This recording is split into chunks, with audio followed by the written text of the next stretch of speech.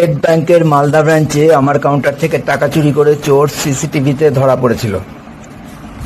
আমাকে chief manager উজ্জ্বল কুমার বলেছিলেন যে ব্যাংক ওই চোরের বিরুদ্ধে আইনি পদক্ষেপ নেবে এবং চুরি হওয়া টাকাটা উদ্ধার করে আমাকে ফেরত দেওয়া হবে, যেহেতু ওই দিন ঘটনার দিন ওই টাকাটা আমাকে নিজের পকেট থেকে দিতে হয়েছিল। কিন্তু উজ্জ্বল কুমার 1.5 মাসেও কোনোটাই করেনি। আমি টাকার কথা বলতে শুরু করলে চিফ ম্যানেজার দৃষ্টিকটুভাবে বিরক্তি প্রকাশ করেন।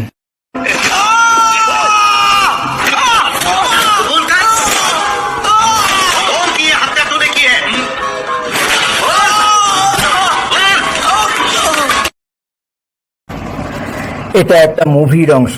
একজন সমাজকর্মী খুন হওয়ার পর স্বরাষ্ট্রমন্ত্রী খুনিকে ধরার জন্য চাপ দিতে থাকায় এই পুলিশ অফিসারটা কিছু কোইন্সিডেন্স দেখে একেই গ্রেপ্তার করে। তারপর ইন্টারোগেশনের নামে ভয়ানক অত্যাচার অর্থাৎ 3rd ডিগ্রি চালাতে থাকে ও যে খুন করেছে তা কবুল করানোর জন্য। যদিও ওই সিআই তাড়াতাড়ি বুঝতে পারে যে প্রকৃত খুনি সে না, কিন্তু দ্রুত অপরাধীকে ধরতে পারার খ্যাতির জন্য তার একে দিয়েই কবুল করানো ছাড়া রাস্তা নাই।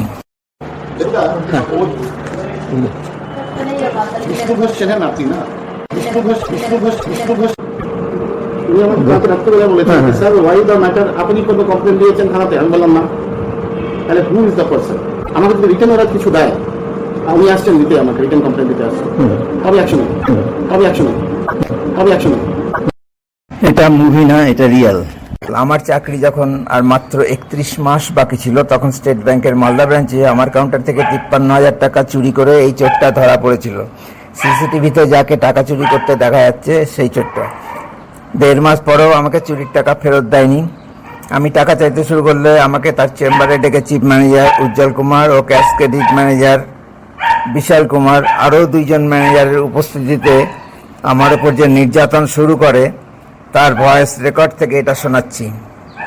আগে কখনো কোনো ইঙ্গিত না থাকলেও ব্যাংকের বানানো স্ক্রিপ্ট অনুযায়ী আমার ওপর নির্যাতন চলছে, যাতে আমি বিশ্বাস করি যে আমি কোনো একটা অপরাধ করেছি যেন। অর্থাৎ পুলিশের সিআই খুনিকে পিটাচ্ছে, খুন করেনি, তাও ধৃত ব্যক্তিকে দিয়ে খুন করার কথা কবুল করানোর উদ্দেশ্যে। আর আমার এমপ্লয়ার স্টেট ব্যাংক দলবদ্ধভাবে আমার উপর অত্যাচার চালাচ্ছে আমি কোনো একটা অপরাধ করেছি এই বিশ্বাস আমার মধ্যে গেঁথে দেওয়ার জন্য।